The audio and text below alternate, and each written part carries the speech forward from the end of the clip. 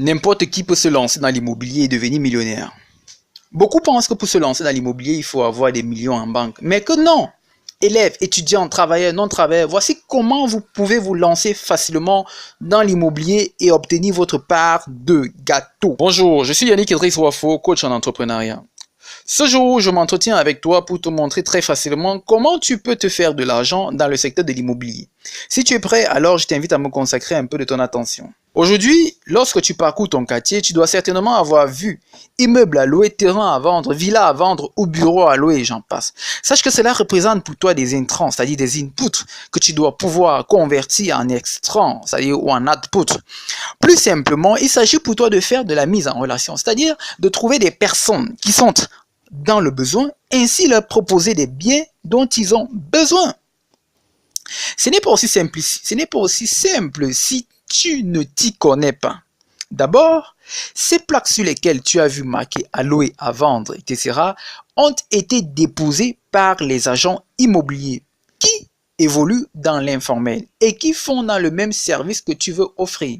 Cependant, ce qu'il t'est possible de faire, c'est d'être plus ingénieux en entrant en contact avec les vrais propriétaires de ces immeubles ou des biens immobiliers. Alors, comment procéder pour évoluer de manière formelle dans ce secteur et espérer de gros gains?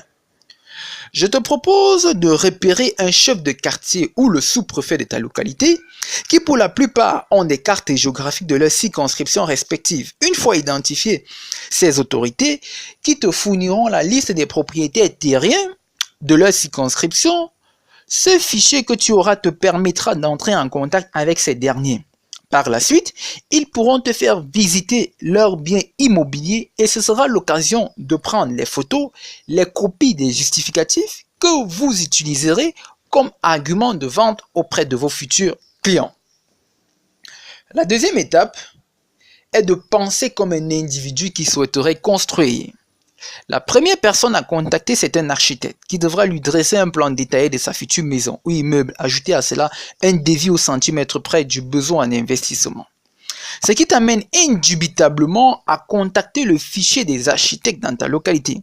Cette analyse te pousse à bâtir un relationnel solide dans le secteur de l'immobilier, ce qui fera de toi une personne crédible dans le secteur.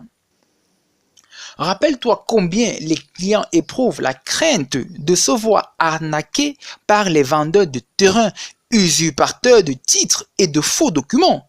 Par ailleurs, il faudra pouvoir définir le profil de ta cible, c'est-à-dire quel est le profil de ceux qui achètent ou construisent actuellement dans ma localité, dans mon quartier, dans ma ville, etc. Sont-ils des jeunes cadres, des expatriés, des personnes de la quarantaine, de la cinquantaine? Autant de questions. Où les trouve-t-on? Par quels moyens pourrais-je avoir un impact pour atteindre ma cible et délivrer mon message? Suis-je même crédible pour délivrer ce message? Dois-je me rattacher à un cabinet d'expertise en architecture? Autant de questions qui te laissent de mieux entrevoir toutes les facettes du secteur et de ta clientèle cible. Une fois que la démarche a été bien menée, voilà comment tu peux t'accorder avec un vendeur, c'est-à-dire un propriétaire de terrain, contre commission sur la vente de son bien. Ainsi, tu pourras être contacté par l'un des architectes qui te mettra en contact avec un client qui souhaite acheter un terrain dans ta localité. Et voilà comment tu peux réussir à vendre un terrain de 20 millions de francs CFA et dont ta commission s'élève à 20%, soit l'équivalent de 4 millions de francs CFA, duquel tu déduiras 500 000 francs pour les donner à ton architecte et à toute la chaîne, soit le chef de village, le chef de quartier, le sous-préfet, histoire de les encourager à te recommander de nouveaux les clients. Au départ, tu n'as aucun capital, si ce n'est ton intelligence économique. Ou alors, si ce n'est le fait qu'on ait ouvert ton troisième œil du virus entrepreneurial. Et quelque temps après, tu as réussi à te faire une réputation crédible dans le secteur de l'immobilier dans ta localité.